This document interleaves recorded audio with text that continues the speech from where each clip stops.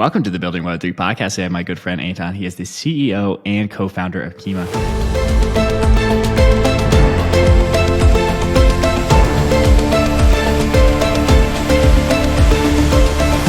Before we get too deep into your project, talk to us a little bit about your background. What got you into this Web3 world? What was your come to crypto moment? Yeah, so let me get you back to 2013. I by mistake got access to this strange PDF.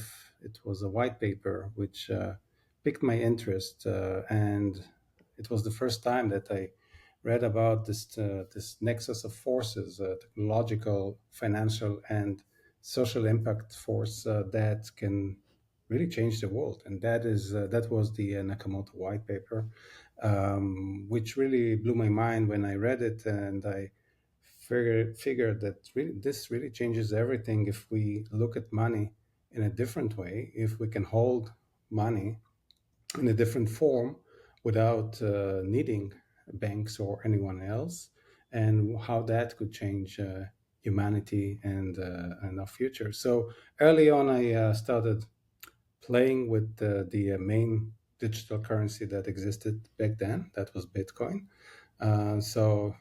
What can you do with Bitcoin? You can hold it, you can buy, and you can sell it.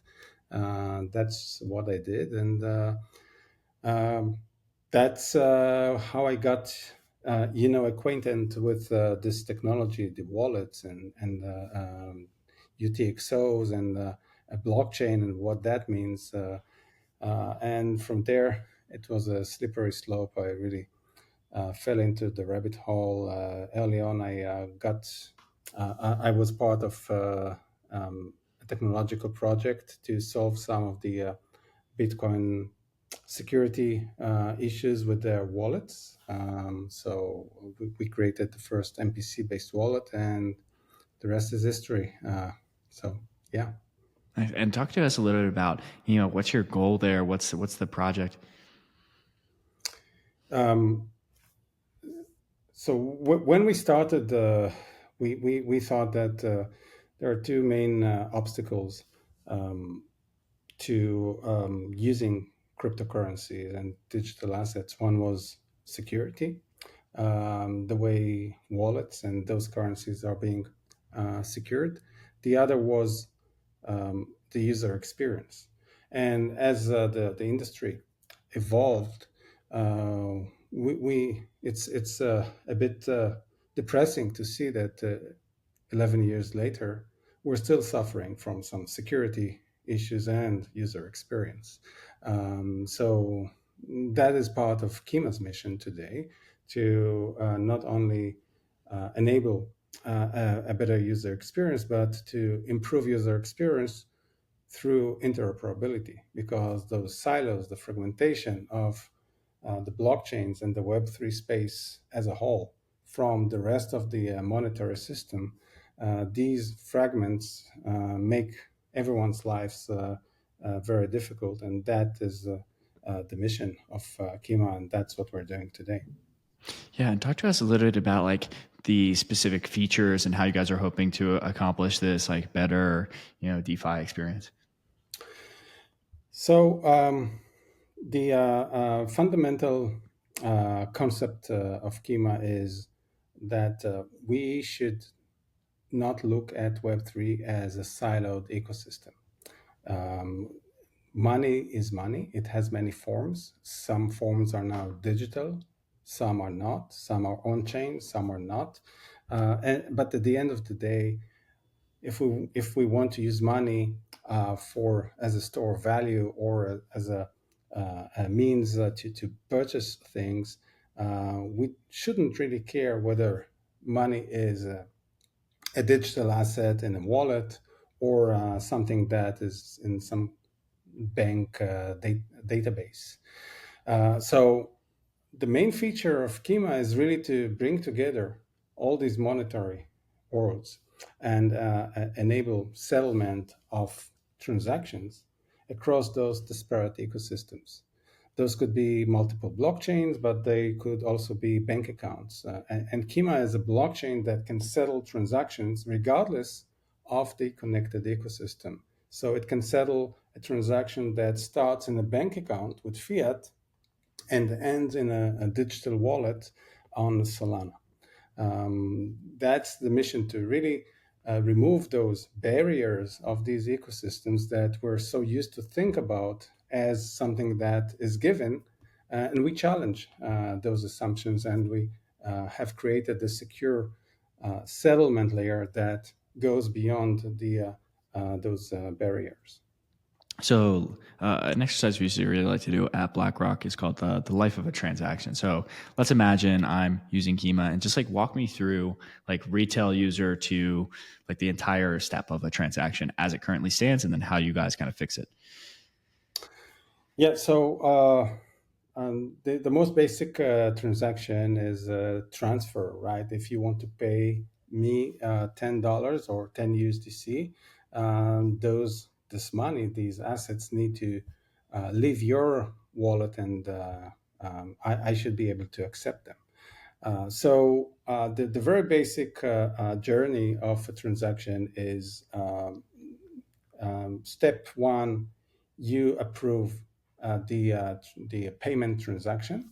You give the Kima blockchain the approval to take 10 USDC from your digital wallet, and we take this money and we put it in an account, a vault that is managed by the blockchain. It's not a smart contract. It's an account managed by the consensus. So Kima is a blockchain that has an ecosystem of liquidity. So one of the features of Kima is to aggregate liquidity from all these various ecosystems. We call it the liquidity cloud. So there's one giant cloud of liquidity of all those types of assets. So you just approved a transaction for Kima to pull 10 USDC into an account that is local on your native chain. Now the opposite happens on the other end. So once the consensus reaches a decision that you actually gave the money and there's finality on the source side, now the consensus, the blockchain validators, they sign a withdrawal transaction on the target ecosystem. So that could be a bank account, so they communicate through an API, or that could be another wallet, another account within the Kima ecosystem that will send the same amount of money to the destination. So there are two parts, two legs. One is a deposit, the other is withdrawal. The blockchain functions as the approval authority that money indeed was deposited, and then the signing authority to sign the withdrawal transaction. Got it. And you guys aren't using anything like Intense or any of the maybe like newer, I guess these would be more Ethereum based ideas. Yeah, so that's definitely part of our roadmap. Initially, we're using liquidity providers that actually provide the liquidity, but the next step for this evolution, obviously, is the intent part, just as was done by Uniswap X and some other solutions. So this cloud will reflect the intention of the liquidity providers to provide liquidity. Yeah, and talk to us a little bit about some of like the biggest challenges you guys have faced in creating this like cross chain interoperability and like building Kima in general. Yeah. Oh, so we've been working on this for the past 3 years now. I think if I have to look back at the major challenge, that was talent, basically, to get the right people with the right skill set. We're building a lot of the things we're building from scratch. We're building something new that no one did before. So there's very little that we can. We're obviously taking some open source libraries and cryptographic algorithms, but we're also changing them in ways that nobody did so far. So, getting the right talent, even in the days of the bear market. It is always a challenge. The other thing is to build the right team with the right culture in a remote distributed organization.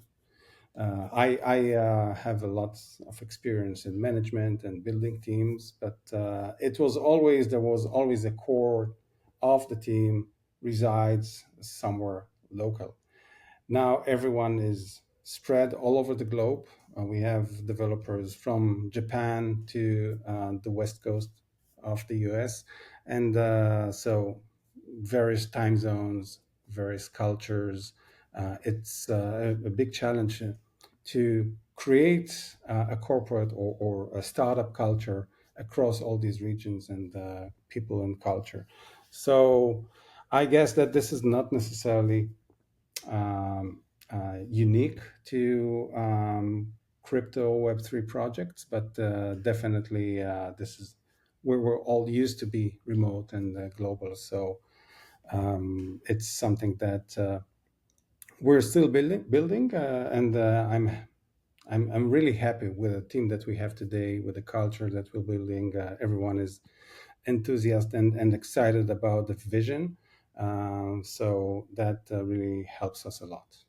Yeah, it's quite interesting. We've done hundreds of episodes, and I think you're only the second guest to have cited like hiring and remote talent management as being like one of their biggest challenges. It's usually like a technical challenge, but talk to us a little bit because our goal is always to get more builders and like people creating in the space. Talk to us a little bit about like some of the advice you'd have for founders that are like building these remote teams. Anything you've learned in terms of like kind of keeping the team motivated or just anything you've learned from hiring like a remote team?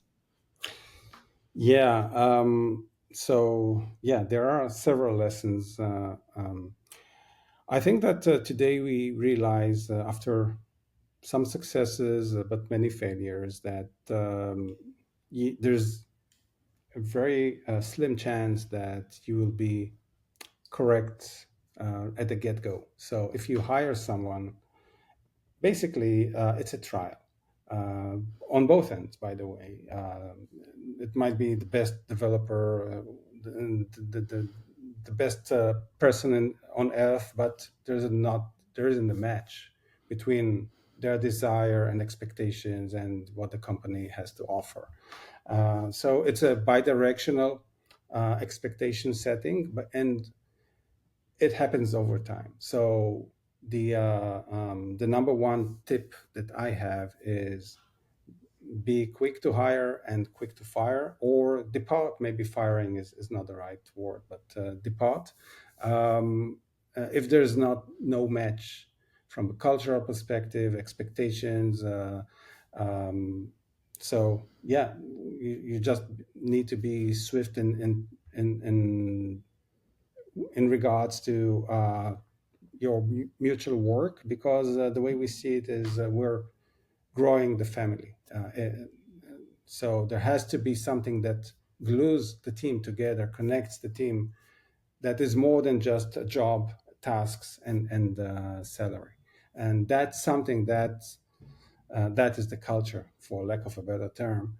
So you need to see that the people that you hire, they can get attracted to the culture and contribute to the culture and grow with the company. Mhm. And you mentioned that you guys were kind of using very little. You were kind of building a lot of things from scratch. Are you guys using like a specific programming language, or are you guys like Starknet, where they built Kairos? Or talk to us a little bit about like what you guys have been building. Yeah, so we're trying to use whatever we can that was used and tested by others, and innovate and build the new stuff that is needed. So very early on, we started with the Cosmos SDK. We built our solution on the Cosmos SDK because it was a pretty fast way to get a chain out there.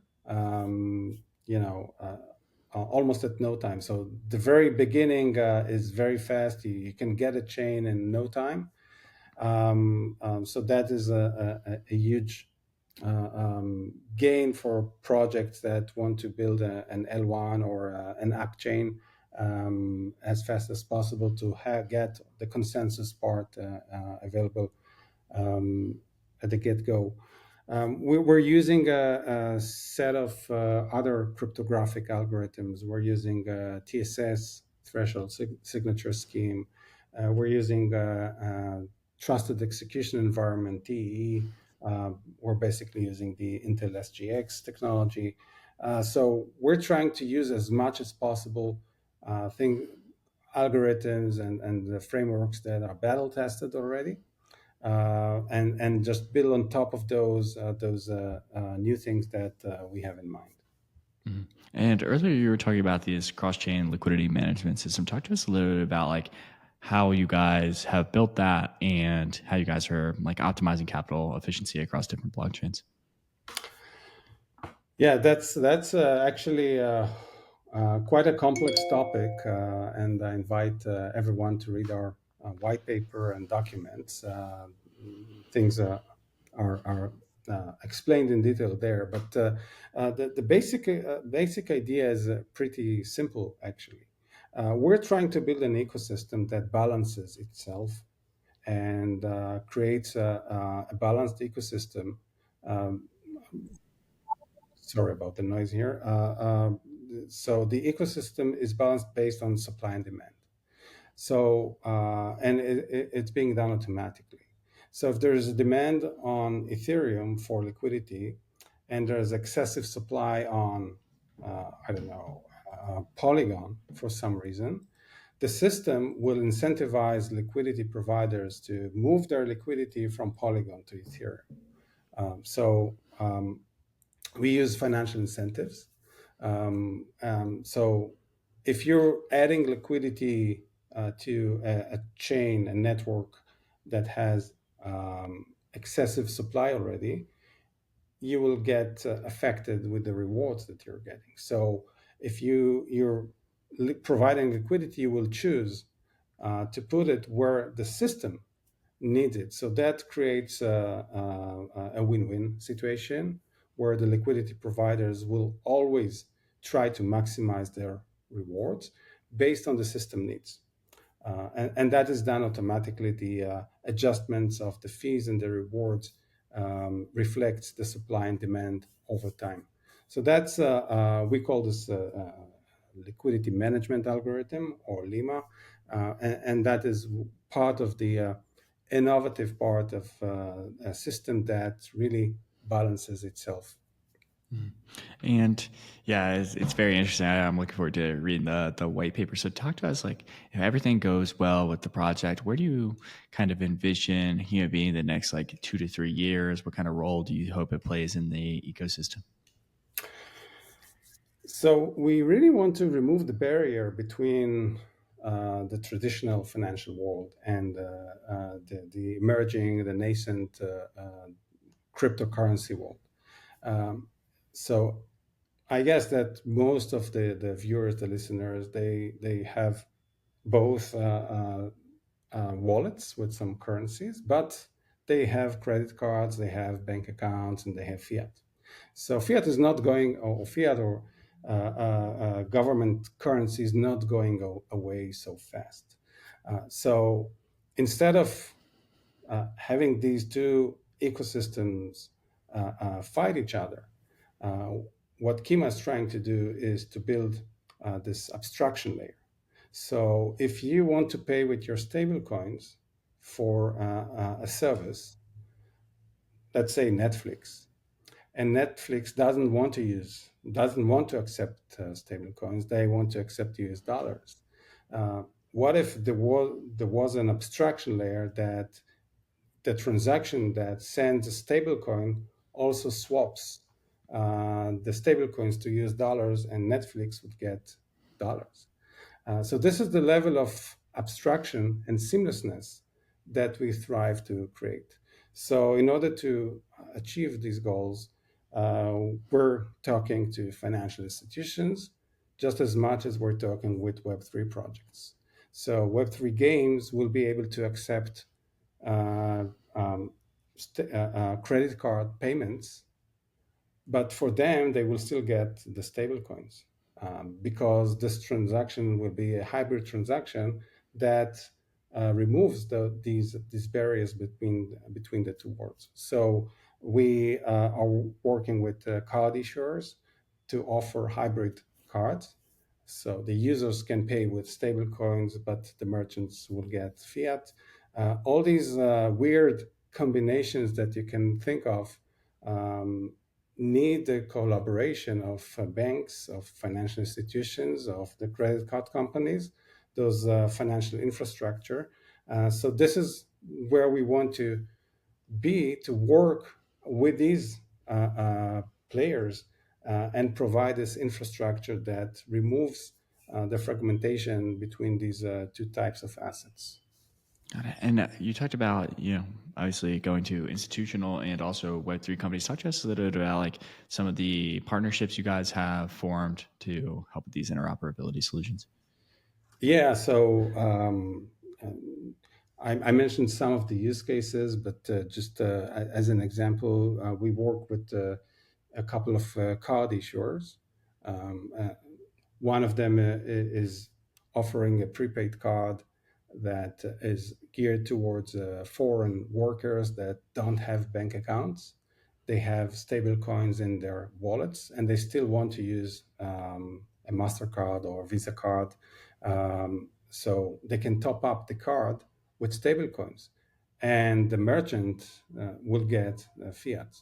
So that's one extremely popular use case. So we have one such proof of concept running in Europe, another one in Latin America.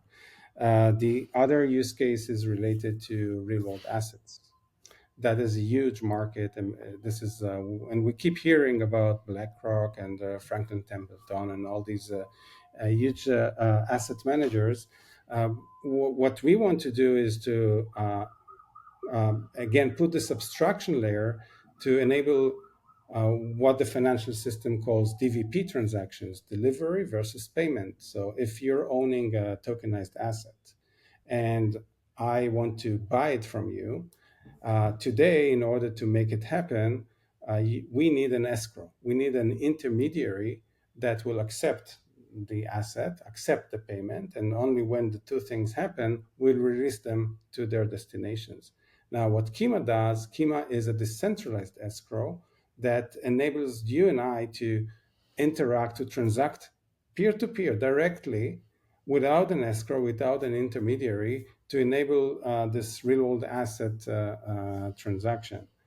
So we're working with several RWA companies to enable that type of transaction, which makes it more efficient, removes counterparty risk and some other types of risks because there is no intermediary. So payments, real world assets, and the third type of solution that we will soon offer is related to multi-chain tokens.